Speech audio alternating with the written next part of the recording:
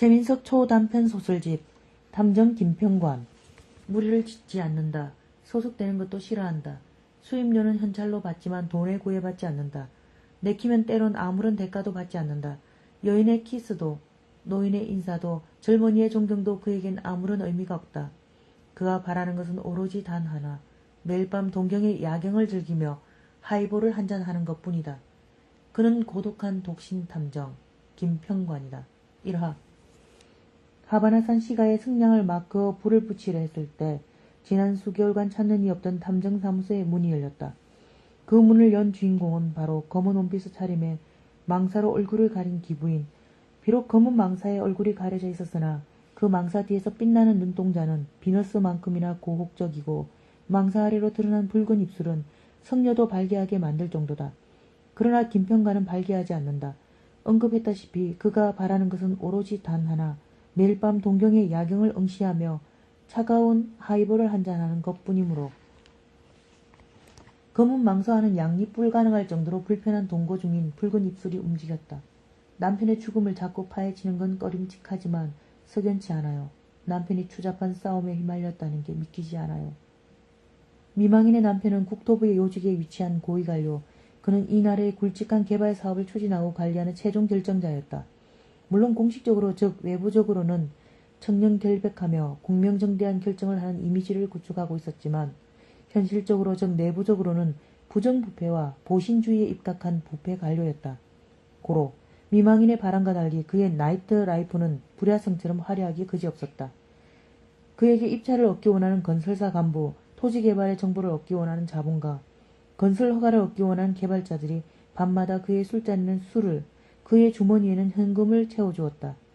비록 청렴결백한 공무원과 야욕을 채우는 부패관리라는 이중생활을 하는 그였지만 가정에만큼은 끔찍하게 충실한 자였다. 물론 이유는 승려도 발개하게 만들 그의 아내 때문이었다. 그러던 그가 어느 날 자신도 모르게 추락의 계단에 발을 디디고 마니 그것은 다소 기이한 연휴에서였다.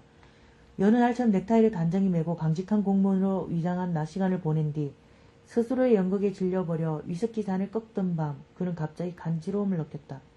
아니 이 술이 이상한가? 왜 갑자기 몸이 간지럽지? 혹시나 관료의 심기가 불편해져 건설 허가를 얻지 못할까 안달이 난 시행사 졸부 사장은 마담을 닥달하기 시작했다. 인연이 어디서 상한 술을 팔고 있어? 라며 20년 전까지 공사판에서 오한말을 잡던 손으로 싸다구를 날렸다. 긴자에서 밤마다 술을 따르는 이 이사꼬라는 마담은 원래 명망 있는 국수집을 3대째 이어오던 요리명가의 맏며느리였다. 남편이 죽자 선대의 정신을 이어받아 밤마다 육수를 구워 국수집을 끓여오던 이사꼬는 어느 날 국수에 올리는 고명이 상하는 바람에 회감년을 하던 한 가족이 집단 배탈을 일으켜 결국 식약청으로부터 영업면허를 박탈당하고 말았다. 사실 이 가족은 유전적으로 장이 예민한 몹쓸 가문이었다. 재수에 옴이 붙었던 이사꼬는 그 뒤로 상했다라는 단어에 트라우마가 생겼으니 졸부 사장의 싸다구에 분노의 불씨가 붙었으면 물론이요. 상한 술이란 말에 빡이 제대로 돌았으면 두말하면 잔소리였다. 도대체 술이 어떻게 상한단 말인가. 고로 그녀는 호호호 영감님 비타민C가 최고예요 하며 사과를 깎고 있던 칼로 졸부의 배를 쑤셨다. 그런데 여기서 또 하나 간과한 것이 있으니 졸부는 공사장 인부로 살던 시절 도저히 형편이 나아질 기미가 보이지 않아 인도 자이푸르로 건너가 굽다 라즈라시라는 스승 밑에서 극단적인 극히 수련을 했던 사람이다. 왜 거기 TV 보면 수염을 길게 기르고 뼈밖에 안 남은 양반들이 못으로 된 매트리스 위에서 태연하게 쿨쿨 자고 뭐 그런 거 있지 않은가. 이 양반들이 가끔씩 배에 긴 칼을 찌르기도 하는데 놀랍게도 칼이 휘어져 버린다. 어허 참.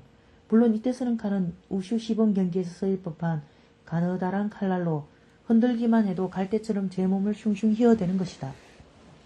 여기에 하나 첨언할 것이 있으니 이사꼬가 과일 깎던 칼은 한국산으로 부패관리가 제멋대로 허가를 내준 좀 말하기 부끄럽지만 아이들 소꿉장난에나 슬프한 무딘 칼이었다. 그러므로 종합하자면 이사꼬가 졸부를 찌른 표면적인 이유는 싸다고요. 내면적인 이유는 이느냐 술 상했잖아 라는 은사요.